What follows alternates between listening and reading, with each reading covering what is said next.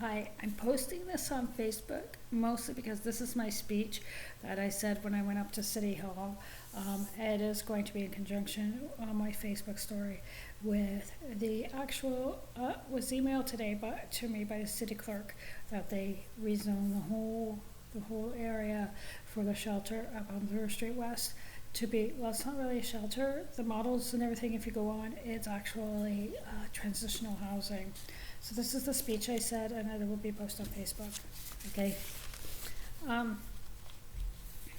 That apparently won even the harshest critics up at City Council. Good morning, my name is Michelle Verhaven. Thank you for allowing me to address this committee this morning. It is with great understanding I speak to you regarding this topic. I have taken some time to look at the plans, the pictures, and the ideas proposed by the City of Toronto. It is phenomenal.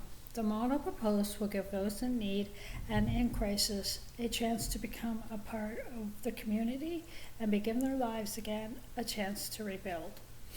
No one sets out to be in a shelter. Some people in today's society call it the system.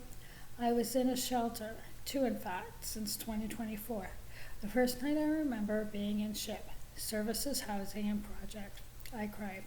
I was told that once you were in the system, you would never get out. Most were diagnosed with mental illness or drug addiction. I was neither. I was determined to get out of the shelter, and I did. After the mandatory 14 days, I left for an Airbnb. My life went on.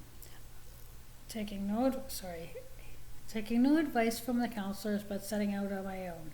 My life went on. I landed in Etobicoke South, renting a room through Sparrow, committing to volunteering in my newfound community at Daily Bread Food Bank while looking for employment.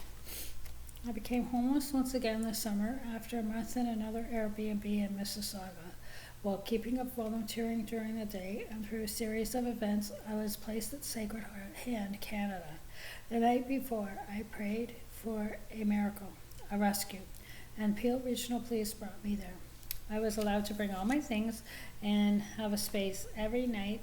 Although it was in an open area, a shared space, I was stable, getting meals and a shower. In addition, I was given the opportunity to do my laundry.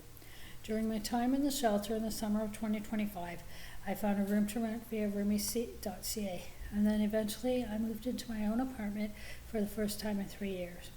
I have what others would deem as very little, but I have my own home, I have a community, I have a relationship, I have friends, I have volunteered at the Assembly Home, Princess Margaret Cancer Walk, and Journey to Conquer Cancer, in addition to the Carnival Wellness Run, which, by the way, I won't be doing. While still looking for employment, I've rebuilt my life here in South Etobicoke. It is possible.